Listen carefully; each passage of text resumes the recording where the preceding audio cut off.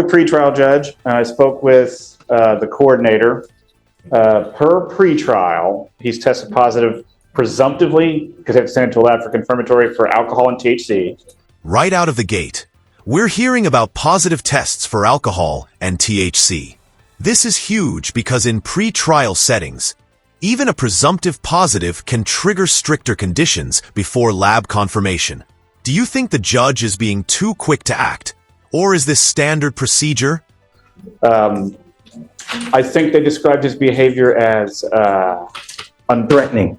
Well, I didn't get threatening, but I got threatening. Okay. And I'm going to tell you now, I'm not going to have you, and I'm not going to stand for your threatening anyone in this court at any time. Listen to how firm the judge is here, revoking bond on the spot.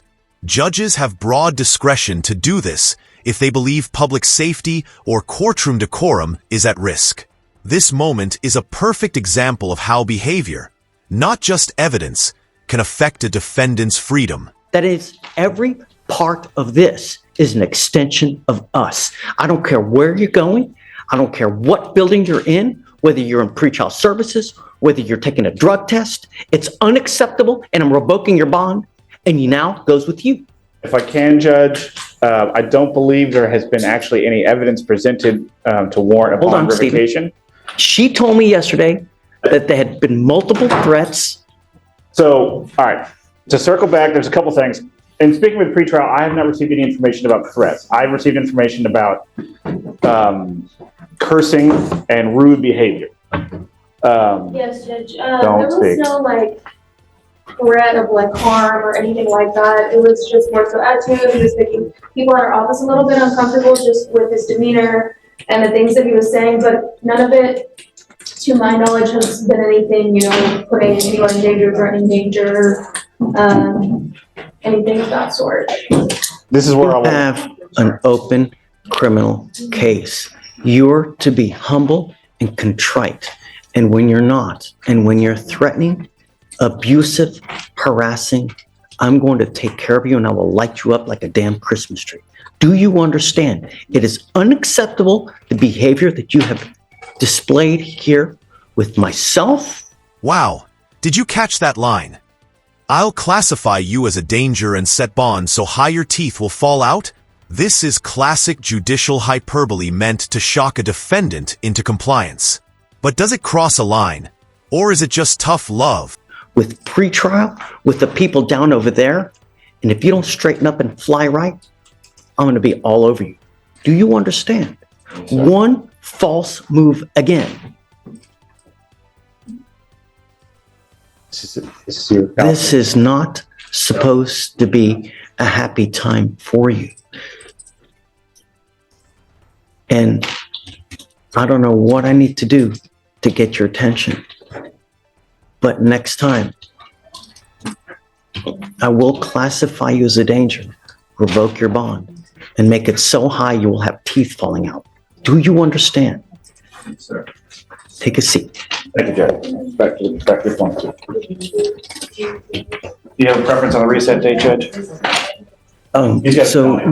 Tell me what he tested positive for. It was THC and alcohol, Judge. Okay. This is where I will add that the court added bond conditions yesterday, so he had the magistrate. I understand. Okay. He did have these magistrate orders in October that I did see that he was instructed over. It didn't have no alcohol, but it did have October what? October 14th, 15th. Give me the last name again. Bledsoe, B-L-E-D. Oh no, he's still smoking weed then. I mean, if they told him not to use any kind of illegal drugs, and he tested positive right now, give me the date, please. Come up, Mr. Bledsoe. You're not off the hook yet.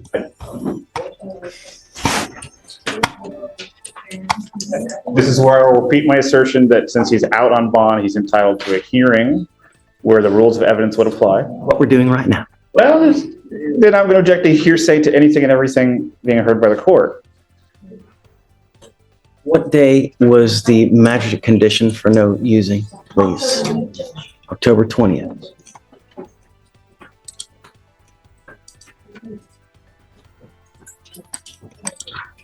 I'll also give my spiel about THC seltzers that I could buy at Specs. that have no alcohol but have THC in them? You are not to use alcohol. You are not to use illegal drugs. I'm going to give you the benefit of the doubt, and I'm going to test you again in 2 weeks from today. If you test positive for THC again. Here we switch gears to a new case. A first-time DWI defendant.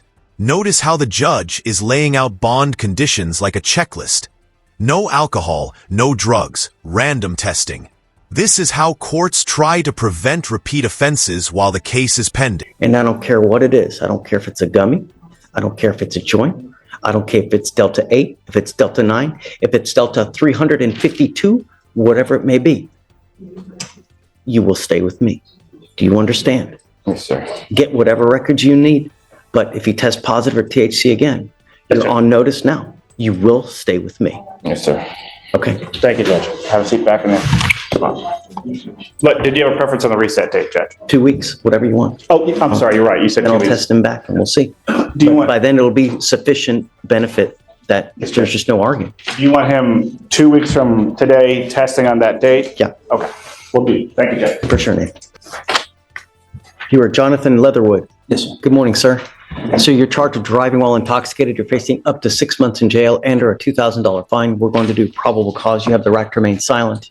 Anything you say can or will be used against you. You have the right to have an attorney present. If you cannot afford one will be appointed to you, sir. Officers were dispatched to a crash in Harris County, Texas. Officers arrived and observed the defendant as the sole occupant in the driver's seat. They observed red glossy eyes, strong odor of alcohol, slurred speech, and unsteadiness. Complaining witness told officers she was sitting at a red light when the defendant rear-ended her. Complaining witness exited and walked over to defendant's car and observed an open can of beer in the cup holder. SFSTs conducted 6 out of 6 HGN, 5 out of 8 walk and turn, 3 out of 4 one-leg stand. DICs were read and defendant consented to blood sample. His license is eligible and this is his first DWI, Judge. Open container of beer while drinking, you say? Mr. Leatherwood, I'm going to find that there's probable cause to go forward with your case. I'm ordering you now as a condition of your bond not to consume alcohol, illegal drugs, or unprescribed controlled medication. I'm going to randomly test you. If I find that you're consuming alcohol or illegal drugs, I'm going to put you in jail. You will not get any more PR bonds. Do you understand? Yes, sir. Do you have a valid Texas driver license? Yes, sir. Do you have liability insurance in your name? Yes, sir. Okay, I'm now taking away your privilege to drive. You are not allowed to drive. Do you understand? I'm also making that a condition of your bond. I would hope that you understand it's elementary that you're not to have alcohol in the car while you are driving. Do you understand? Yes, sir. You have a lawyer. Because you have a lawyer, I will waive your appearance, but it is your responsibility to stay in touch with Mr. Strauss. If he tells me he can't get a hold of you, you pick up a new case, you endanger my county, I'm going to revoke your bond. No more PR bonds for you. Do you understand? All right. I'm going to have you come up here, swear to us that you're not going to drive. I'll get you to Victoria where we'll have you sign a reset. After that, we'll get you with Felicia for your bond conditions, and after that, you're free to go. Yeah, Judge, we believe, Your Honor, what was in the car was an energy drink, Judge. It was not alcohol, Your Honor. It's just what's alleged, Judge. I mean, I don't have a photo of the Judge, he has no priors. We would ask you, Judge, to allow him to drive while on bond. They're alleging he's got an open container of beer in the car while he's driving. I mean, you know, if you show me that it's not, I'll take it away. But I mean, they're telling me it's an open container of beer. So do this. Is the video here? Do you have anything? Yeah, it looks like we have some body cam, Judge. Okay, do you want to take a look real quick to see if you see something different? Take a look. Your No, Honor. I mean, we've got time. It's Yes, sir. 9:45, you know, Yes. we've got Take a all look. day. I'll approach. Well, not all day, but, you know, Sir. take a look real quick. I'll put this on hold if you find something different, you know, Yes, and sir. once they have time, they can go out, reach to the officer, see, hey, was it really an energy drink? Was it a beer? This case is tricky. The complaining witness went to take the defendant's keys to stop him from driving drunk. Smart move. But then an altercation happens. Was it an accident during a struggle or an intentional assault? These nuances often decide whether charges stick.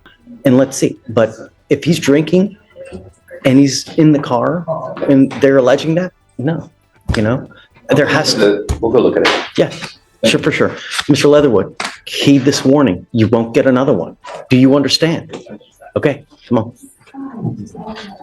All right, Davis, Come on up, page 7.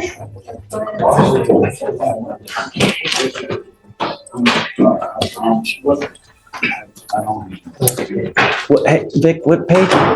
17? 7, last name Davis. Good morning, Mr. Davis. Good morning. So you're charged with assault of a family member. You're facing up to a year in jail and or a $4,000 fine. We're going to do probable cause. You have the right to remain silent. Anything you say can or will be used against you. You have the right to have an attorney present. If you cannot afford one, one will be appointed to you, sir. The complaining witness and the defendant are married. Officers were dispatched to a residence in Harris County, Texas. They met with the complaining witness, who stated that she had called the defendant and noticed that he was intoxicated. The complaining witness then drove to the defendant's location to take his keys to make sure that he would not drive. The defendant Smart.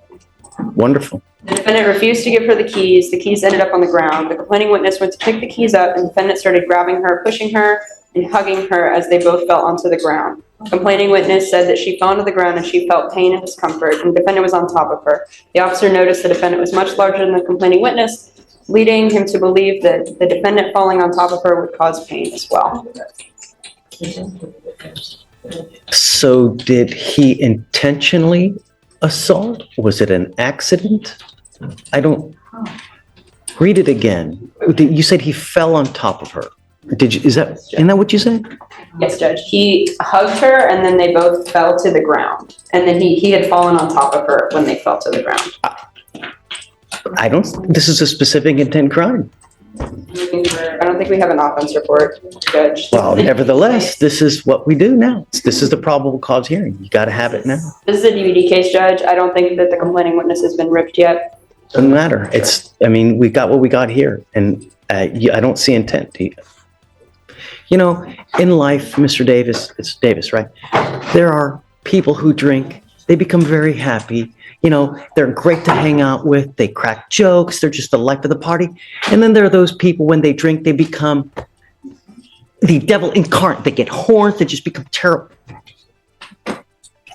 If this strikes a familiar chord, don't drink. You know, it sounds like someone's trying to do something very loving, you know? Really.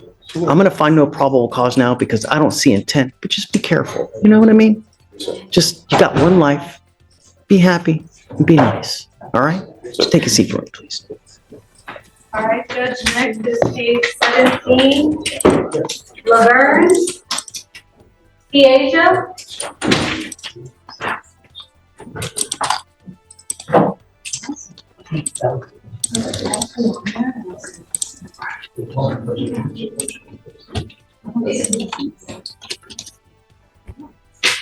I'm sorry, I missed the page. I was like 17. zoning.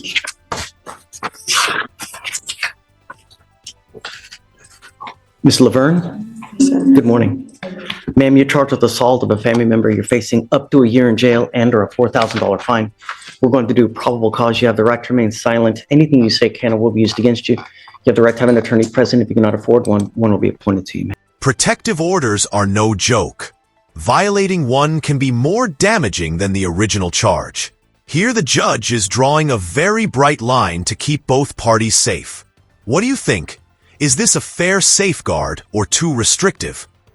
The complaining witness and the defendant were dating for 6 months. On 12/4, officers were dispatched to a residence in Harris County, Texas. They met with the complaining witness, who stated that the complaining witness and the defendant were at their uncle's house for food. When the defendant became angry, the complainant had received a call from another girl.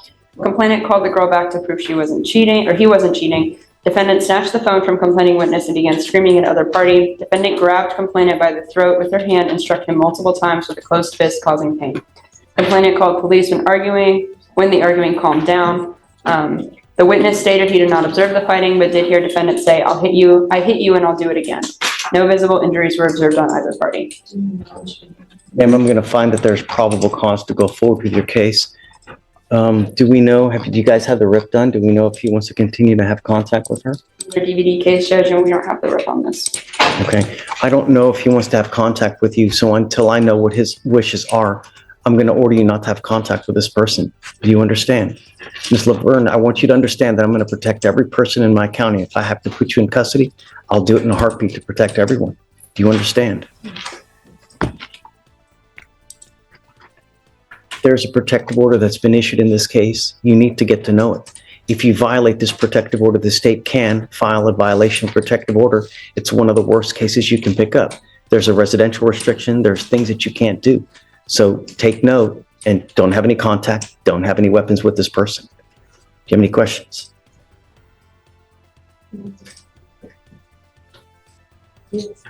Well, I don't want to talk about the case. I'm just over the conditions. Do you have any questions? How old are you, man?